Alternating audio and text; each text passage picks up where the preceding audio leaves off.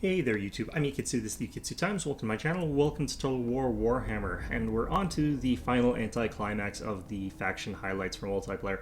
Now, Warriors of Chaos is probably the worst faction in the game currently. I would say that they're even worse than Bretonnia, and the Bretonians aren't even a full faction. So, they just have really cost-ineffective things. Let's go through their list here. First of all, you got the Chaos Lord. He's your typical Lord. He's got slightly higher cost, but he has got slightly higher statistics, slightly better missile block chance, for example, more hit points than a lot of them. Not all in all that impressive. He's got your typical Lord abilities, Deadly Onslaught, Foe Seeker, and their variety of the plus leadership aura. You know, your absolutely typical stuff.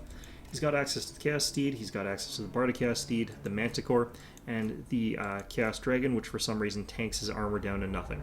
Now, the Chaos Dragon is still pretty good in some respects because of the scaly skin helping him with the missile resistance, but once he gets onto the ground, if he's up against someone who doesn't have armor piercing, this is a really big downside to him. If he's up against someone armor piercing, of course, then it doesn't really matter all that much. You'll notice also that it gives him a flaming attack, but you'll also notice it removes all his general abilities, as does the Manticore.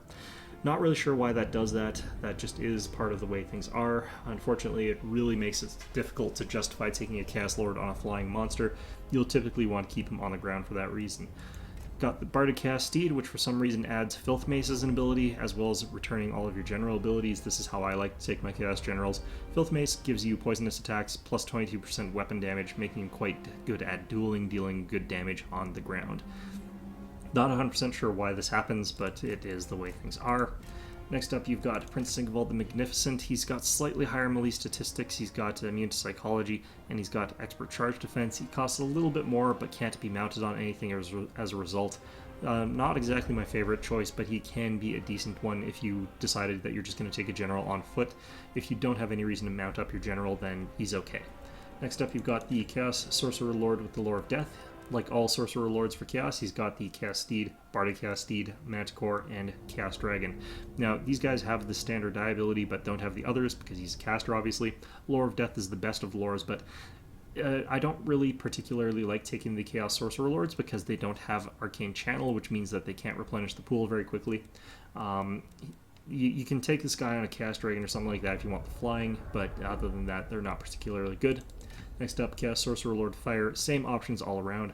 One of the interesting things is that if you take a Chaos Dragon with the Sorcerer Lord of Fire, he does get Kindle Flame as a bonus there, so you could deal additional damage, although you could also take the Chaos Sorcerer Lord, or the Chaos Lord, put him on the Fire Dragon, and he would deal bonus damage if you took a regular Chaos Sorcerer of Fire, so you wouldn't really have to use the combo with the Sorcerer up here. You could do it some other way.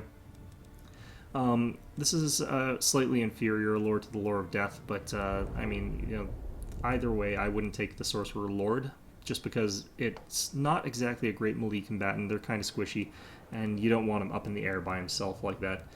Next up is the Chaos Sorcerer Lord Metal. This is a relatively weak lore, so I wouldn't recommend it. Other than that, though, typical sort of statistics, same options there. Kolic Sun Eater is your next option. He is an absolute monster, but he's your general, he's got low armor, and he's basically going to sponge up absolutely all of your enemy's attacks there. If he gets taken down, then that's a huge investment down. It's your general and it's a big monster. Like, there's no way they're not going to focus fire this guy down, and he's not even that hard to kill with missile units, despite the scaly skin bonus, reducing the amount of damage that he takes from missiles. It's just not quite enough to keep him alive, although if your opponent doesn't have missiles for whichever reason, his large hit point pool can let him survive through a lot of things. His ability to tear through stuff quite quickly and efficiently makes him quite scary in certain contexts as well. He's also got a Lord of the Storm sort of magic spell that he can use. It's Bombardment. It's quite weak, but it's something extra. Lastly, you've got Archaon the Everchosen. He can be mounted on Dorgar, which is his horse. It's just a horse. It costs a lot for a horse. It does have the Strider ability, so it can move up and around terrain quite effectively. Now, he does have very high statistics here, with very good weapon strength, melee attack, charge bonus, armor, shield block, all that sort of good stuff there. He's immune to psychology, but he has got the Lore of Fire, and he costs way too much. He should be something... Well, he should still cost a little bit more than Manfred, because his melee statistics are significantly better than Manfred's, But given that he has less options and his lore is a lot weaker, I would argue that he should be a little bit cheaper. He has your typical general abilities. He doesn't have any arcane conduit either, so there is that going for against him. It would be nice if his melee attack was magic and flaming, but as it is, it's just magic, making him effective against things like Hex Wraiths or Karen Wraiths if necessary.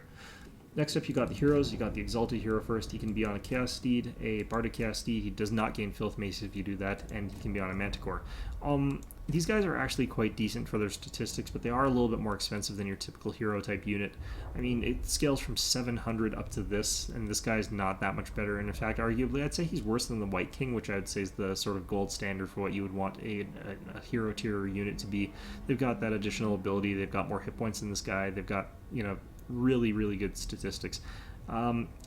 So the reason that these guys are interesting is you could pay 500 to get a Manticore to make him a flyer. Makes him quite potent actually in some respects, and can be quite effective because of it. Next up, you've got the Chaos Sorcerer Lord with Fire. He can be on the Chaos Steed, he can be on the Bardic Chaos Steed. Same stuff for the Lord of Fire as we talked about before, but he's also got Arcane Conduit, meaning that you'll typically want to take the regular level ones. Now, these guys have got fairly decent statistics for melee combat, so you can throw them into a melee fight, especially against weaker units. And their armor being so high means that if you're throwing them into non-armor piercing units, they can tie up enemies quite effectively. So that's something that's unique about Chaos Casters, and it's why they pay a little bit more. I don't know if they're worth as much as they're paying, but they are worth a little bit more. Next up, you got the Lore of Metal, and same sort of stuff as usual. Again, Lore of Metal being a very, very mediocre or poor lore. And then last, you've got Lore of Death. Lore of Death pays an extra 200 points because they finally realized that Lore of Death is a much better lore than the other ones. Again, still a fairly good choice there. It would be nice if they didn't pay that extra premium for these guys, but they do, so you'll have to sort of suck it up. For their infantry, they've got the Chaos Marauder. Chaos Marauder has relatively mediocre statistics. The fact that their melee defense and armor are relatively low means that these guys tend to flee off the field very, very quickly after taking pretty significant losses. Their offensive statistics are not great, although they're not terrible either. They can hold their own against a unit like Swordsmen or Spearmen, but they'll lose against anything else. Fairly cost ineffective, I find, because they actually... if I had to put my money down, I would say that the Swordsmen are going to beat them, and they cost the same. So, honestly, there's just not a whole lot going for these guys that makes them stand out as being better, and really they aren't. I think they are just actually worse. Chaos Marauders with great weapons. These guys suffer a little bit from the same way that those Dwarf Warriors with great weapons suffer. They just don't have the statistics to back up that sort of weapon strength and their armor-piercing damage. Yeah, they can charge in there and deal some damage, but they're going to get wrecked so fast that they're not going to be able to actually use that weapon damage because most armored units are quite elite. They could be useful, however, against things like Dwarves, who have lots of non-elite armored units, but even then I find that these guys, with their poor melee defense and poor armor, get chopped down way too quickly. Next up, we got the Forsaken. These guys have got really high weapon strength, really good speed, really good melee attack.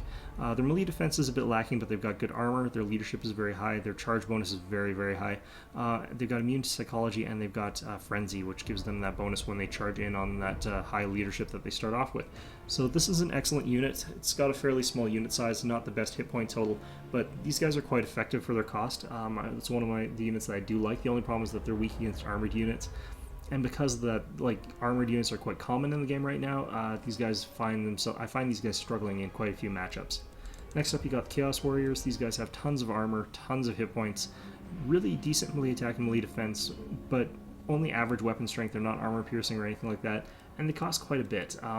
Honestly, I think that Longbeards are a much more economical version of these guys. But you can definitely take these guys and do okay jobs with them if you're fighting something that's not likely to have lots of armor-piercing units or lots of armor.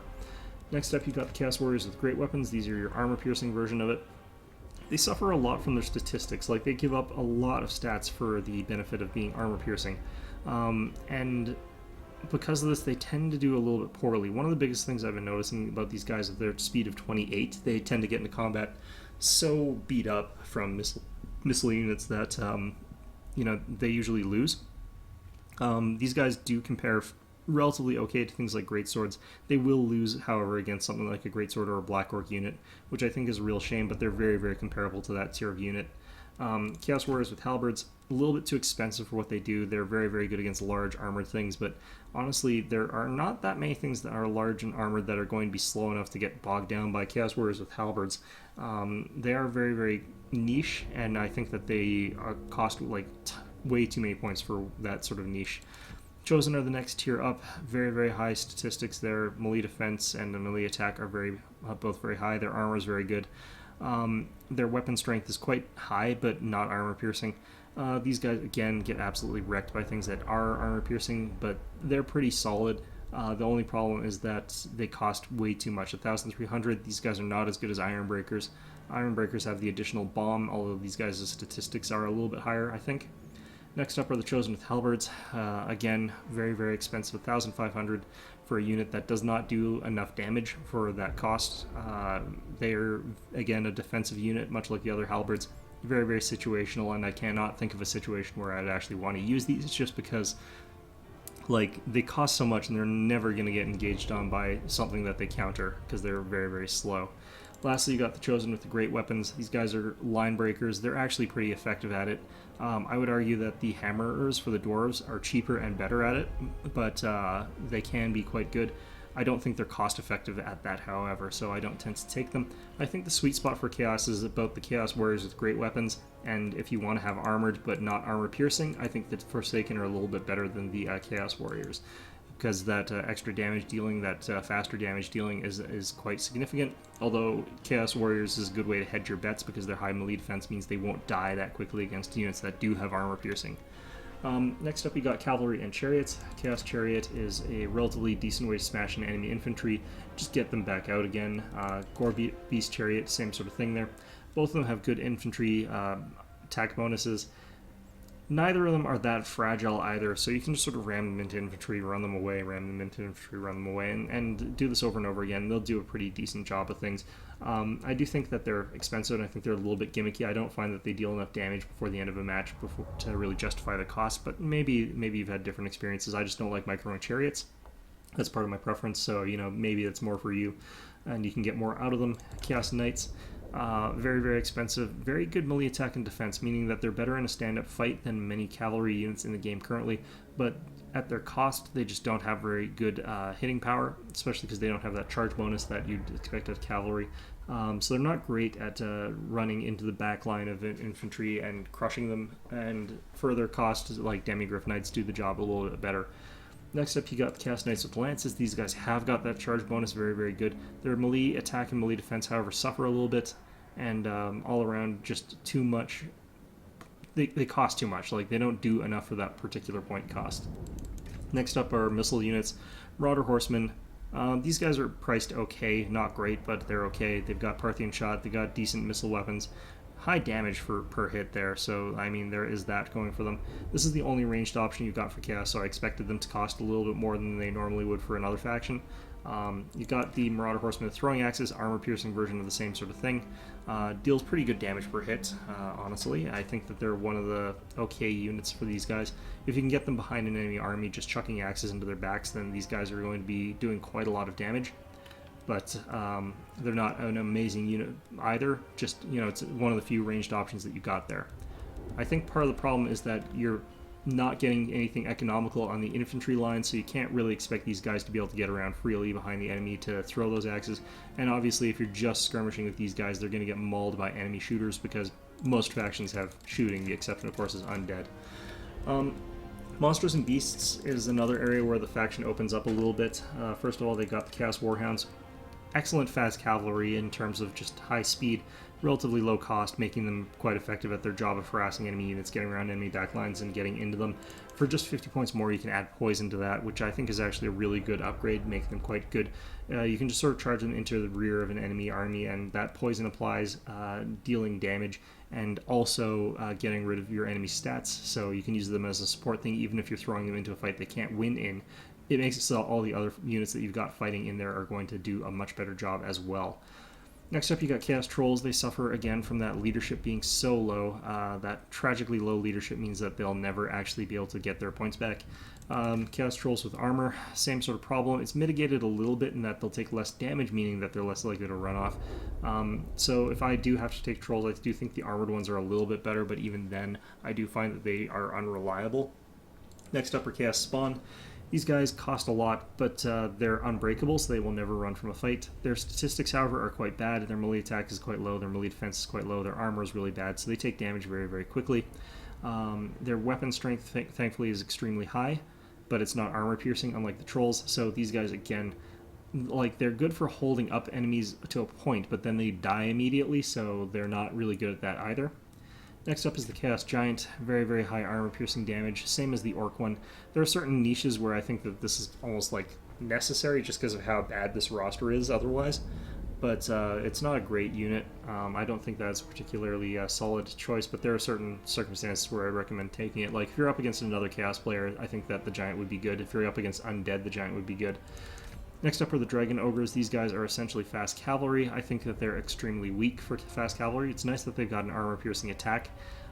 They're high damage, high charge value for that sort of thing. They basically function like very heavy cavalry. The only problem is that they don't really have the stats to back it up. Very, very high unit cost, 1,800. And these guys aren't really even any better, honestly, than Crypt Horrors. Honestly, I think they're about equal to Crypt Horrors in many respects. So I don't really know why these guys cost so much. They're just not that good. They do have a ton of hit points, though, which I think could contribute to that. Dragon or Shaggoth, single monster, very high weapon damage. This is not one of the better ones. It's got good speed, melee attack, and melee defense, though. But that's about it. I would rather have the high armor on the Arachnarok Spider and a lot of the other traits on, like, a Steam Tank, for example, as compared to this guy. This guy's just not particularly brilliant. Lastly, you've got the Hell Cannon, which is actually a surprisingly decent missile weapon. It works quite well in certain circumstances, but it's not exactly great because you're not going to be able to back it up with very much else. And, of course, it's also easy to snipe with counter artillery, so if your opponent has also got artillery, it's going to be destroyed very, very quickly. Good area of effect damage, very, very large. If it gets into a block of enemy infantry, it can, like, wipe out half a unit in one shot. And it's fairly accurate as well, so it's not as though it's not going to ever do that. It's just that it's not going to necessarily do it cost effectively. And there's plenty of games where you're not going to hit dead center, or they're going to have their units spread out, so they're not going to be able to, you're not going to hit them dead center of the unit.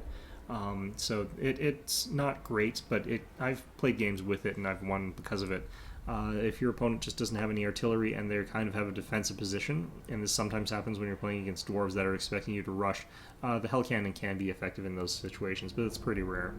So anyway, let's go ahead and try taking these guys into a battle. I just think that right now, Chaos does definitely need a little bit of tweaking to make them viable, and mostly it's in their points costs, because they cost way too much for what they do across the board, and there's no niche where they're efficient. For most factions, they've got something going for them that's really hyper efficient, and for them, that's just not the case. I think that for them, it should be their heavy infantry, similar to dwarves in a certain respect, I guess. But the Chaos Warriors, for example, should be what makes them really, really powerful. So I think that throwing more into those guys would be a good idea.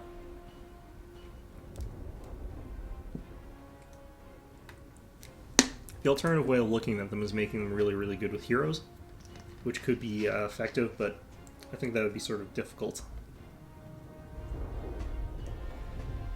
Alright. Warriors of Chaos. Going to go ahead and take the generic lord on the Barded Chaos Steed there. I think that the Chaos Sorcerer of Death is good in a lot of situations, but we're potentially going to want the fire. Oh yeah, we're up against dwarves too, so the fire one is actually quite good. Put him on a regular chaos. Put on the Barded Chaos Steed actually, because that extra armor helps him stick it out in fights. Going to go ahead and take Chaos Warriors with great weapons here. I think 6 of them is going to be fine. We're going to take a little bit of Chaos Marauders with great weapons just as a sort of screen to help me get into the fight a little bit more effectively. I'm going to take some Chaos Warhounds. We're going to actually take the poisonous ones. I think that they're a great way to sort of get around into dwarves. We're going to go ahead and take some Chaos Trolls. I think that if managed right, they're a good way to get there's good ways to get them into the enemy lines. Actually, I'm going to switch these from that to the Chaos Marauders with these shields. I do want a little bit of blocking there. Alright, so...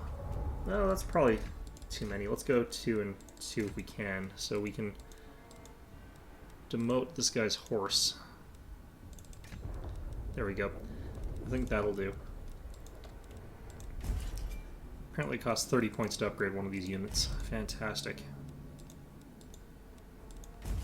Yeah, we'll upgrade a troll for 50 points. Perfect. Alright, so just in case our opponent is complete jerkwad. Alright, nope, he's readied up, and he's actually readied up, so let's get in on this. So our Chaos Sorcerer with the regular horse is not going to be too reliable here. Opponent's taking High King Thorgrim Grudgebearer, which he might as well, because he's up against the crappiest faction in the game. Thorgrim Grudgebearer just costs way too much, but he is very hard to kill.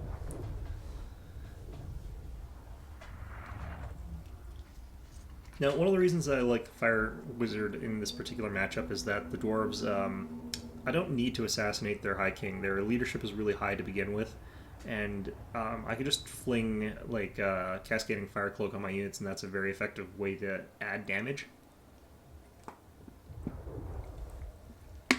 Also, I find that Fireball is actually an effective counter against cannons. Not 100% sure why that is, but they do tend to blow up cannons a lot. For some reason they don't hit Grudge Throwers, though. No idea why that is.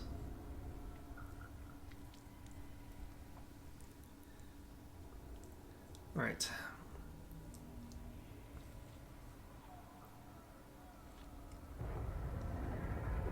So what we're going to do is just have our 2 units of Marauders in the front of our army.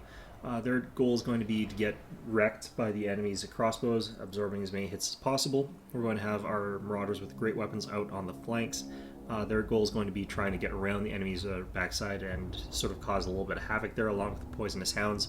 We're going to have our main line of Chaos Infantry following up with the Marauders, try and crash through the enemy lines. If he's got lots of Longbeards with great weapons, he's going to outvalue me in a very big way, but if he's got lots of Hammerers, I could be able to take him out through value. The defensive stats on Hammerers is actually quite poor, so I can actually throw in my general into them, and they actually get wrecked by that, so let's go ahead and spread these guys out like this. Now is our time. I've actually got quite a few of these great weapon Chaos Warriors. 6 of them is actually quite a few.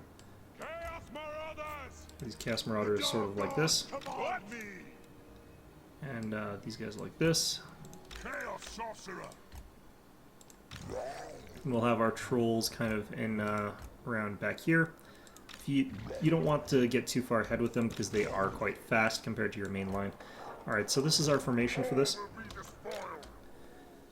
We are mostly concerned about the fact that they're going to have lots of armor and they probably have a decent amount of shooting, but hopefully they won't have too much artillery. Or if they do have too much artillery, you know, we can deal with that as well. But alright, so Cascading Fire Cloak is going to be one of our important spells here. I'm going to have to get that video on overcasting done eventually. Like, I don't really like talking about overcasting because I wanted to do a video about the mechanics of it, but I think we'll get to that next. Alright, so my opponent has set up on this sort of like plateau-y area here. It's going to make it a little bit hard for his organ guns to find a good line of fire, but those cannons are going to be able to pelt me as I sort of approach this hill. Alright, let's go ahead and figure out a good approach for this. Gyrocopters on the side here. They're the Brimstone gun type.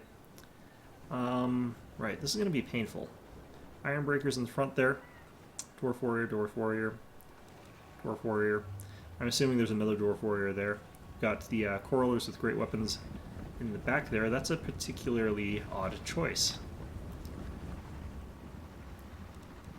Now, I'm going to go ahead and grant my Chaos Sorcerer a little bit extra power here. One of the problems is that oh, they're actually turning a really interesting angle here. Okay, we're going to start moving up this way. I'm going to want to run it as fast as possible.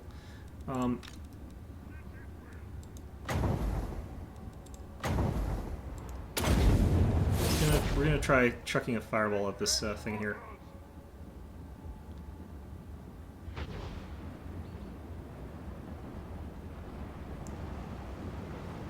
Just a little bit of homing on those.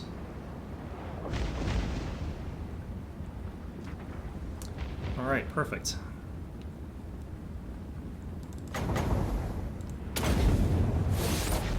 So Lore of Fire is very, very good at picking these brimstone gyrocopters off here. They deal enough damage to knock them out of the sky pretty effectively, and their homing is a little bit better, in my opinion, than the Shem's Burning Gaze.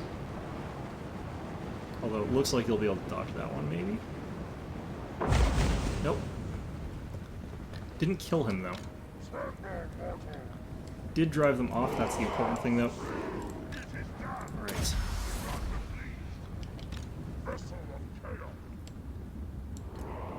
Alright, let's get our hounds ready to go pounce on that artillery if we get a chance to. We're going to soft group them in a separate grouping there.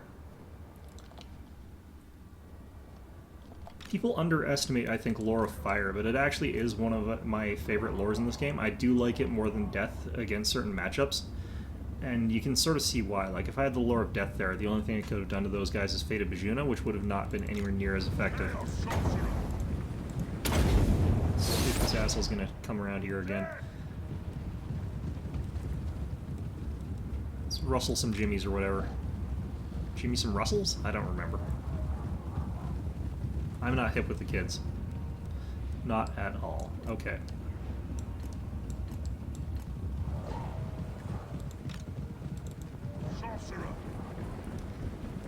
You know what? It's not worth it firing from that distance. Alright, so we're going to be like under this hill here, and this hill is actually protecting us from his fire right now, so we don't have to worry about getting shot at by this dwarven line all that much. Now, apparently they are flinging a little bit of shit at us here, but it's honestly not that much, so let's not worry about that too much. I think that's coming into range here. No, they're moving away from us. Okay. Alright, so I think that my units are sort of rested up here. Let's go ahead and get ready to go. So the only thing that we want to do with those marauders is absorb attacks. So that's going to be their job. They're going to be quite effective at it. We're going to have our units coming around these longbeards with great weapons like this. And I think that there's probably going to be another one up there, so we're going to run these units up like that. Other than that, though, let's start getting our Chaos Warriors matched up here a little bit. Oh, shit. No, no, no. Chaos Warriors! Wreck and ruin will be destroyed. Deliver slaughter! Features any glory!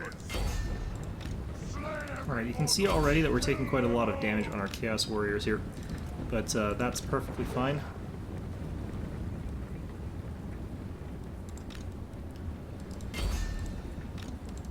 Let's go ahead and charge in against those units over there. We're starting to take some damage on these marauders.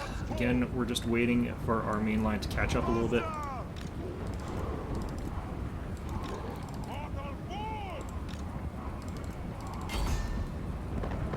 Starting to take the bombs on them. That's perfectly fine again.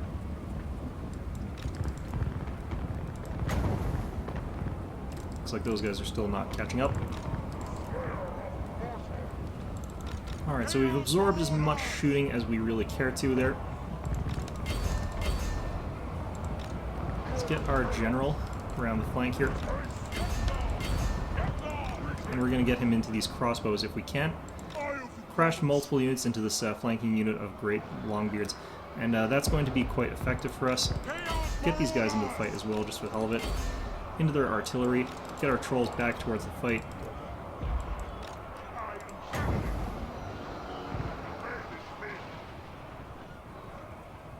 Just have him do that here. Alright, get our general into these crossbows. Poisonous dogs doing their work there. Poisonous dogs into those cannons. Tame channel. I'm not even really having to use my ability to penetrate the armor here. Like, it's just not necessary. I missed that fireball. Let's get these trolls back towards the fight, even though I don't want them actually fighting necessarily. I want them replenishing their health. I think I'm missing a lot of these fireballs, which is really unfortunate. Oh no, I hit one. Alright, so this guy should run off pretty soon. Trolls are running away. We'll let them replenish up their health a bit.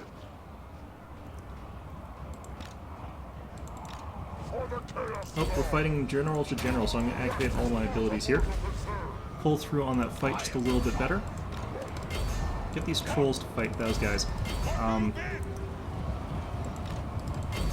These dogs chasing these guys.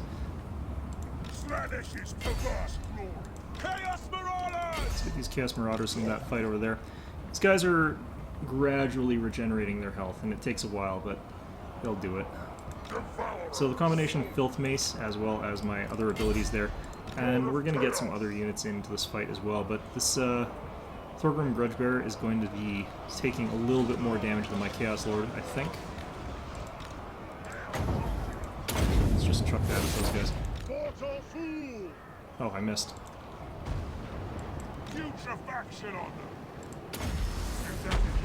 Alright, well, I think my wizard's actually going to be out of the fight pretty soon, but let's just try another fireball.